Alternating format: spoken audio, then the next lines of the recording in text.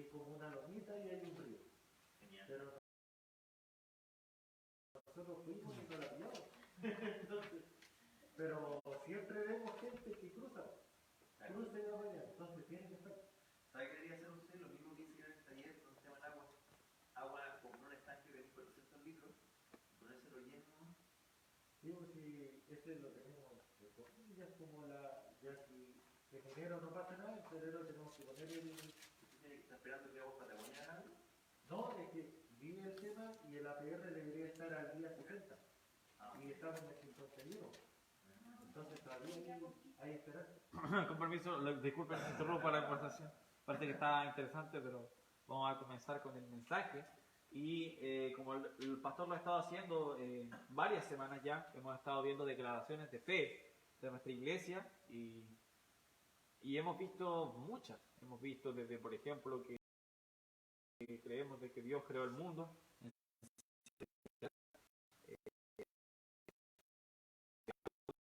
Mezcla entre, por ejemplo, la teoría de la evolución o el Big Bang con lo que dice la Biblia. Nosotros creemos lo que dice la Biblia de manera literal.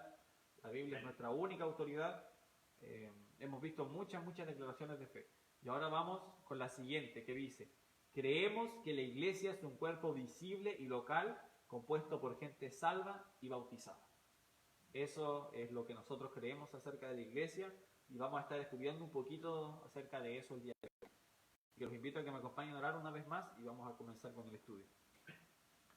Padre, estamos agradecidos porque nos podemos congregar el día de hoy, Señor, donde podemos cantar alabanzas, podemos cantar himnos, podemos cantar villancicos a tu nombre, Señor, adorando el bello nacimiento de nuestro Salvador. También damos gracias porque podemos compartir nuestras oraciones, nuestras peticiones, nuestras situaciones que nos mantienen preocupados y podemos orar los unos por los otros. Y también damos gracias porque podemos escuchar de tu palabra, Señor. Ayúdame a decir todo lo que tu palabra nos dice acerca de tu iglesia y recordar, Señor, de que la iglesia es importante, Señor, y que Jesús amó a la iglesia y se entregó a sí mismo por ella.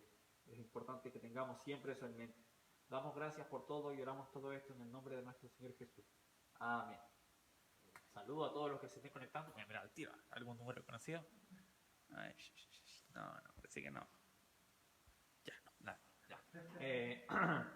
Como primer punto, bueno, esto se puede estudiar analizando la declaración de fe que antes leída y ver las cosas importantes que dice. Dice que la iglesia es un cuerpo visible y local, son una característica, y luego su bautizado. Entonces vamos a ver un poquito de por qué es un cuerpo visible y local y luego por qué creemos que se compone por gente salva y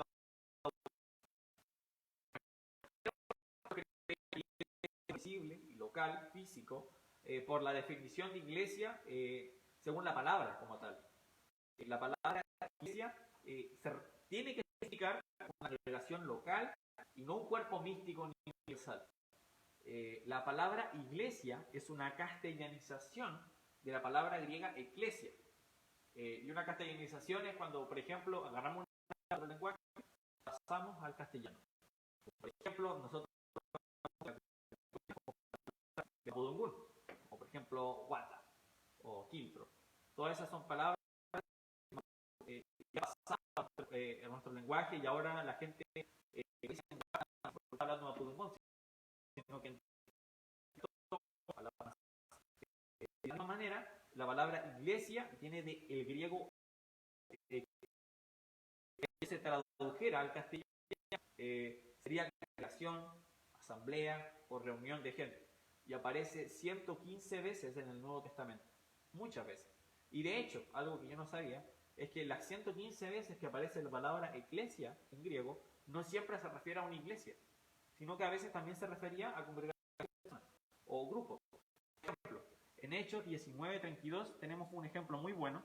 En Hechos 19, versículo 32, dice: unos, pues, gritaban una cosa y otros otra, porque la concurrencia estaba confusa y los más no sabían por qué se habían reunido. Entonces, es la palabra, que creo que la palabra es concurrencia. Y yo lo estuve revisando y es la palabra eclesia.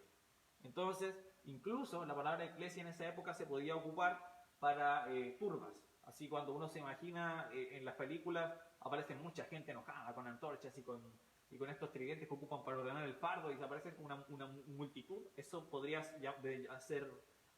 haber sido llamado eclesia. Y esa significa la palabra, un conjunto de gente.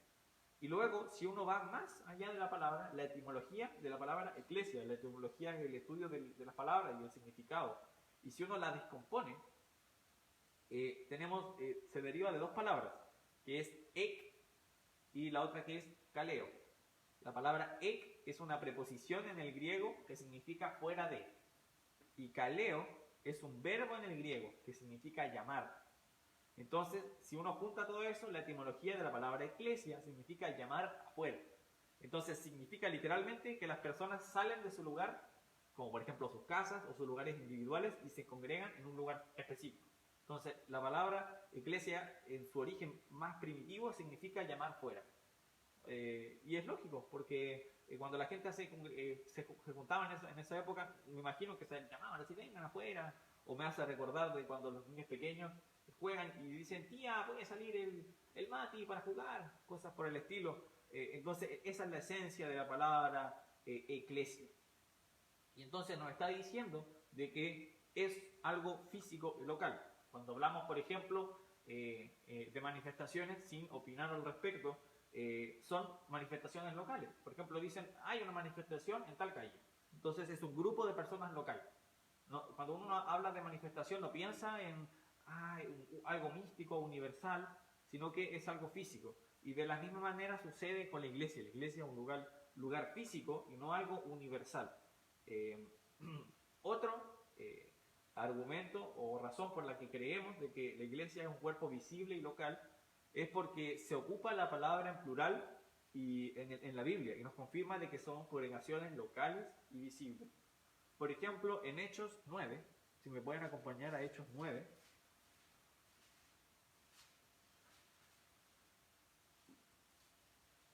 Hechos 9, y el versículo 31 dice, entonces las iglesias tenían paz por toda Judea, Galilea y Samaria, y eran edificadas, andando en el temor del Señor, y se acrecentaban fortalecidas por el Espíritu Santo. Entonces nos dice, las iglesias tenían paz. Y es interesante porque nos dicen toda Judea, Galilea y Samaria, sino entonces estaban en toda esa zona, y uno entonces podría hablar de iglesias de ciertas zonas. Como por ejemplo nosotros tenemos cartas a los efesios, o sea, a las iglesias que están, a las personas, miembros de la iglesia, en Éfeso, a las iglesias. O por ejemplo, como acá está diciendo Judea y Galilea, uno podría decir iglesias de Judea, iglesias de Samaria, iglesias de Galilea. Entonces, uno puede ubicarlas. Así como en esta parte se nos da 3 zonas, significa que es algo local. Es como si nosotros dijéramos también las iglesias de la comuna de Coyhaique, las iglesias de la comuna de Aysén, las iglesias de la comuna de Lago Verde. Y de hecho sería muy bonito poder decir eso de nuestra iglesia bautista.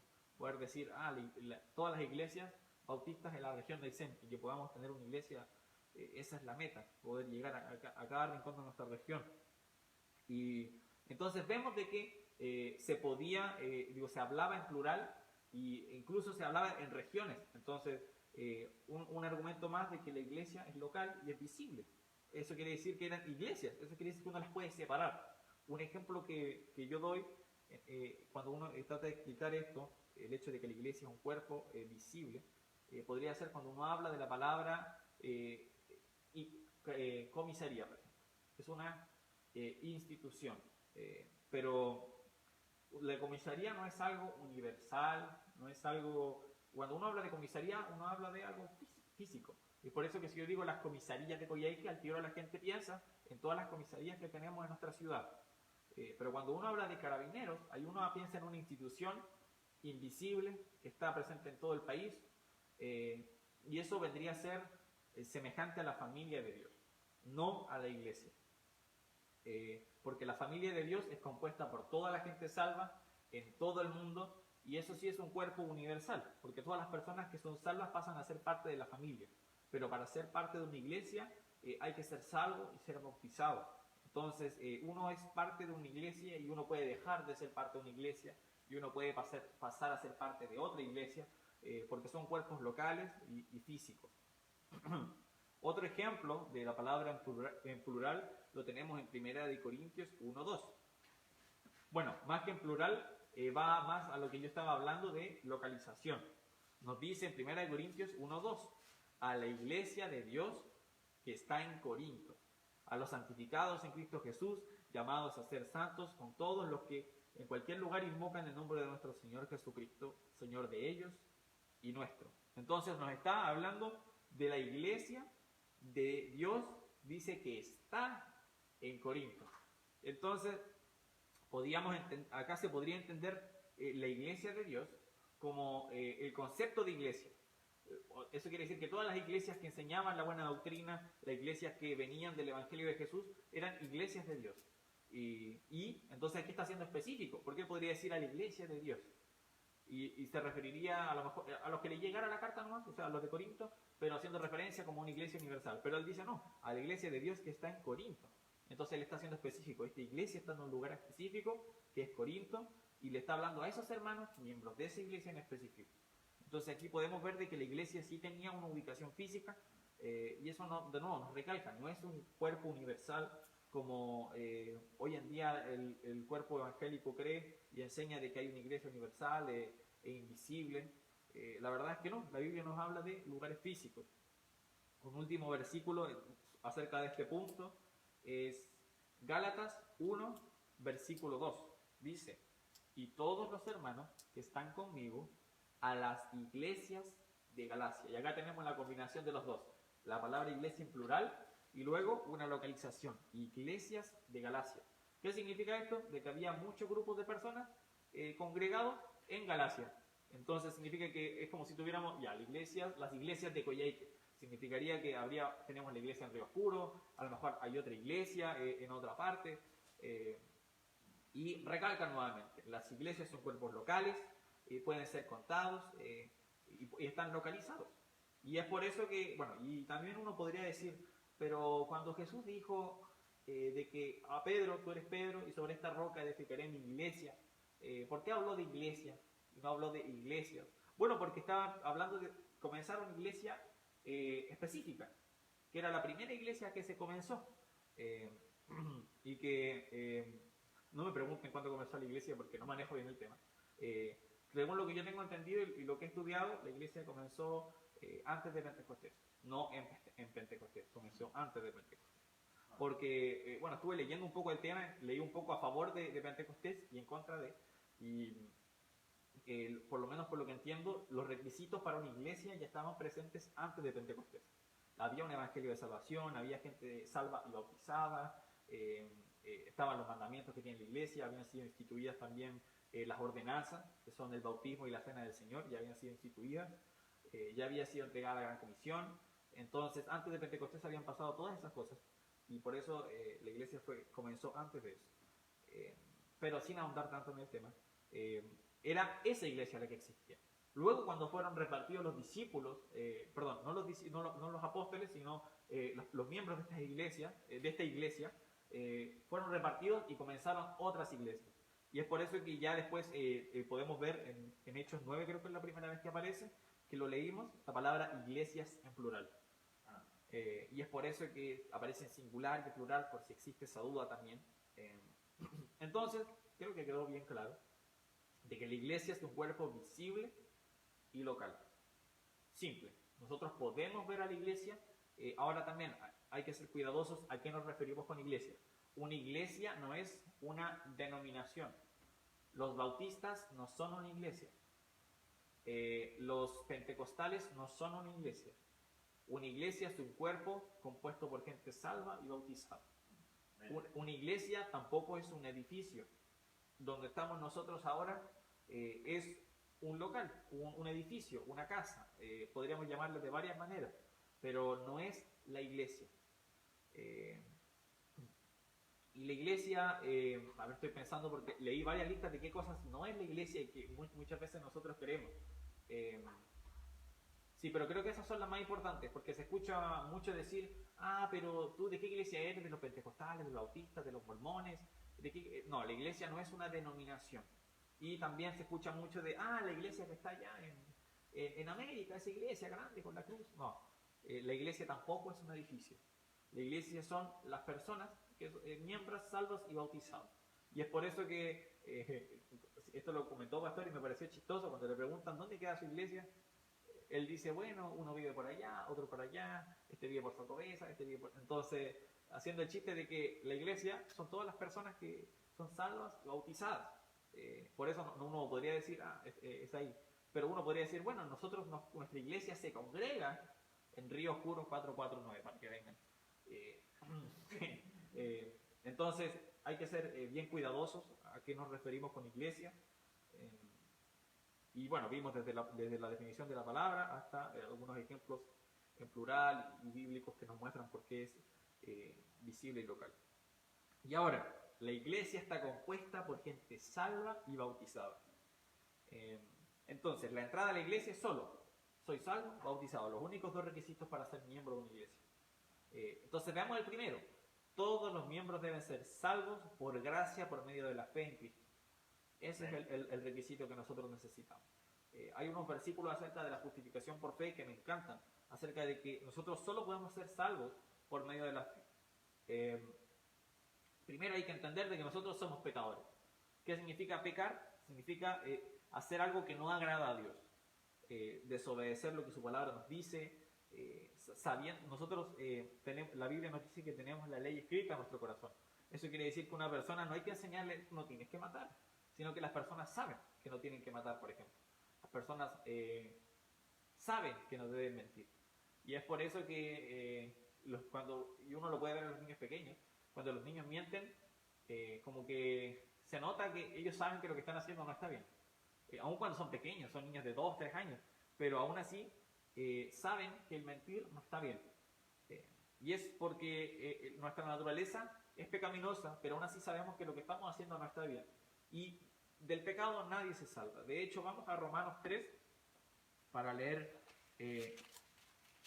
un versículo muy famoso acerca del pecado, y después vamos a seguir en Romanos 3. Romanos 3, el versículo 10 dice: como está escrito, no hay justo ni aún uno, no hay quien entienda, no hay quien busque a Dios. Todos se desviaron, a una se hicieron inútiles. No hay quien haga lo bueno, no hay ni siquiera uno. Ahora estamos en campaña política y muchos candidatos hacen cosas buenas para aparentar y que la gente vote por ellos, pero la verdad es que todos, políticos, personas comunes, los votantes, los líderes de otros países, todos somos pecadores, somos malos. Y muchas veces uno piensa y juzga a la gente y decir, pero yo no soy malo, o sea, yo estudio, yo estoy casado y yo amo a mi esposa, y uno puede decir muchas buenas obras. A lo mejor yo asisto a una iglesia constantemente, pero eso no nos quita nuestro estatus de pecador. Nosotros somos pecadores y eso nada nos va a quitar, somos culpables y merecemos el infierno. Pero ahí es donde entra Jesús. Hay un pasaje muy bueno, lo voy a buscar aquí, pero no es necesario que lo busquen, que nos habla acerca de la justicia. En Mateo 5 dice, porque Jesús, hablando a los fariseos, porque os digo que si vuestra justicia no fuere mayor que la de los escribas y fariseos, no entraréis en el reino de los cielos. Entonces los fariseos eran muy estrictos, tenían leyes que eran demasiado exageradas, diezmaban todo. Dice que diezman la menta y el comino, o sea, cosas que insignificantes, pero hasta eso diezmaban. Y ellos tenían muchas reglas con la gente y la gente no podía ni seguirlas. Entonces, cuando Jesús dijo eso, es que la gente tenía que tener una justicia aún mayor que la de ellos.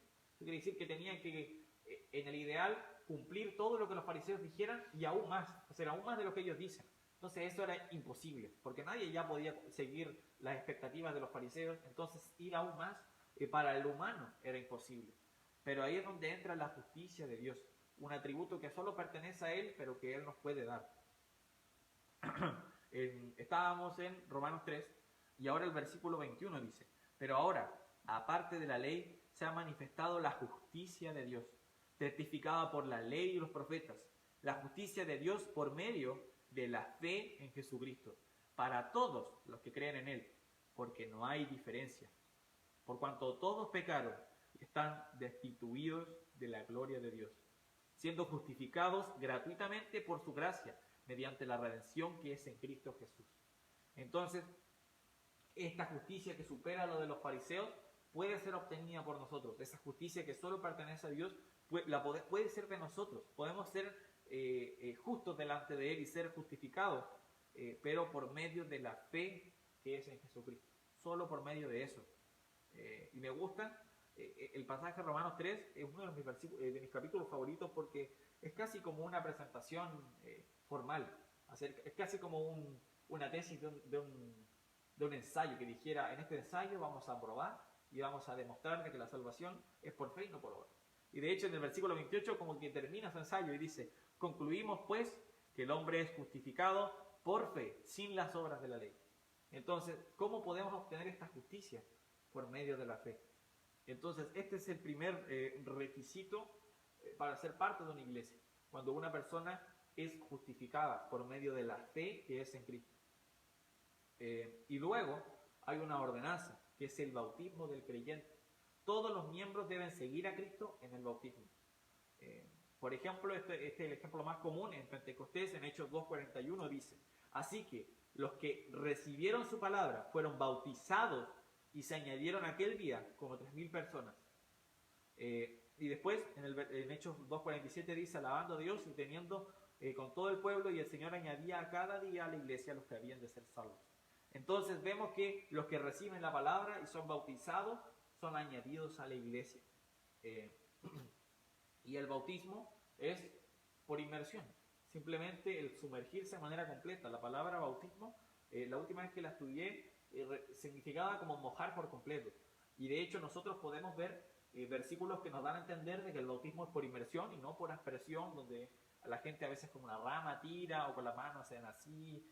Y es el bautismo obviamente del creyente. Nosotros no creemos en el bautismo infantil. Esa doctrina es totalmente antibíblica y deriva de la iglesia de Roma, donde la gente para poder ser parte del imperio romano eran bautizados y eran parte de la religión y pasaban a ser romanos, a los bebés. Entonces era como una tradición para ser parte del imperio romano más que para ser parte de la iglesia verdadera de Dios, porque el bautismo es para la gente que ha creído en el Evangelio. Y eso lo podemos ver claramente en Hechos 8. Si podemos ir a Hechos, capítulo 8, con la historia de Felipe y el etíope, el eunuco etíope.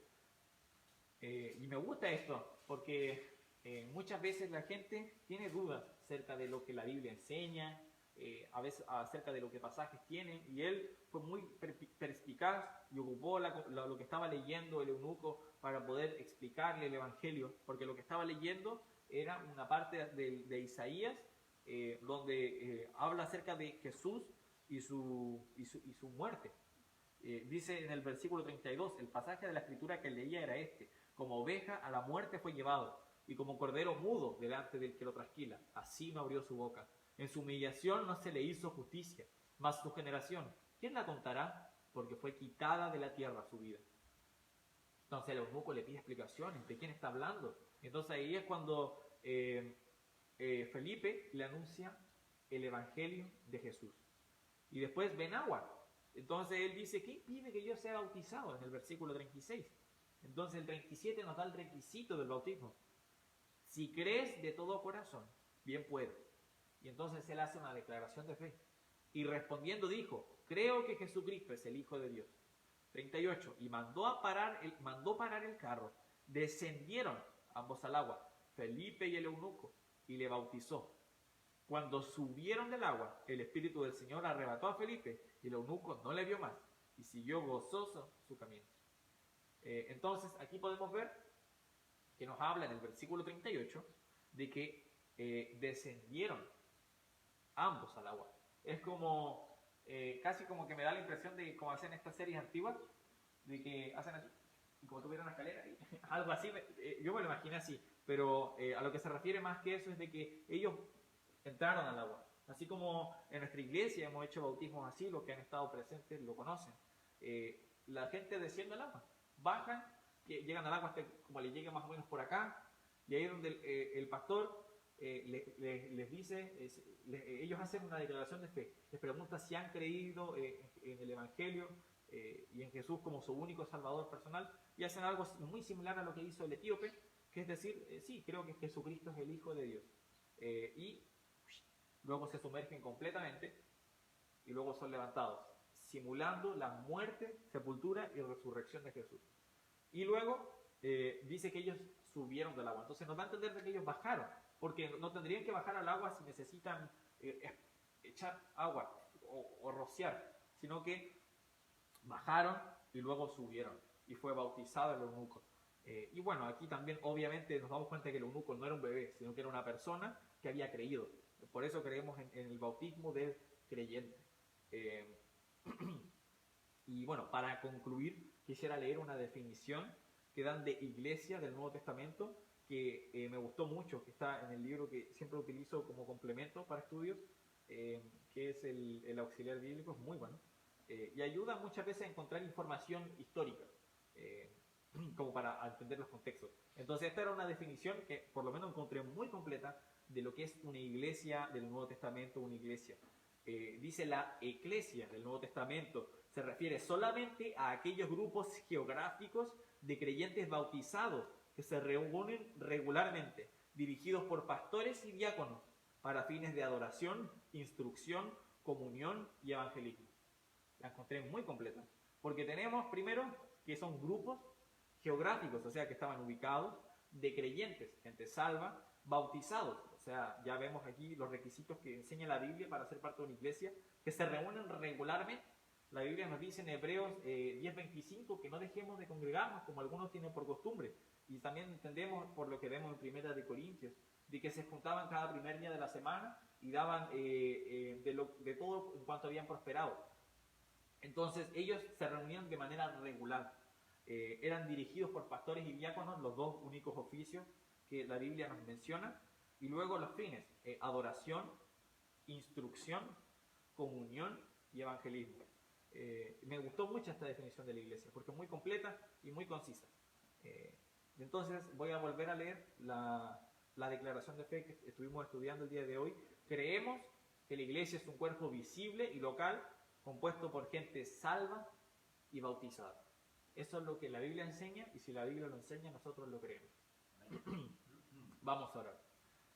Padre, muchas gracias, Señor, porque nos ha dado esta posibilidad de ser parte de una iglesia, Señor, de ser parte de este cuerpo, Señor, en el cual tú eres la cabeza, y damos gracias porque podemos juntarnos, Señor, para poder adorarle, para poder servirle, para poder ser instruidos y para poder estar evangelizando, Señor. Estamos agradecidos por esto y porque tu iglesia, Señor, es importante, Señor. Es importante que cada persona, primeramente, si no ha escuchado el Evangelio, pueda ser salvo, Señor, pueda tomar una decisión respecto a su salvación y a su destino eterno, Señor. Y si esa persona ya ha tomado su decisión y ya es salva, que pueda seguir en obediencia el bautismo, Señor, y ser parte de la iglesia, Señor, local, Señor, es lo que nosotros anhelamos y lo que tu palabra enseña, Señor. Damos gracias por esto y oramos todo esto en el nombre de nuestro Señor Jesús. Amén. Voy a terminar la transmisión. Voy a revisar quién está viendo, a ver. Pastor manda saludos, dijo, hola hermano, a ver, lo voy a sacar. Voy a leer los comentarios. Hola hermano, los extraño mucho, gracias hermano Ignacio por el mensaje. Nosotros también lo extrañamos.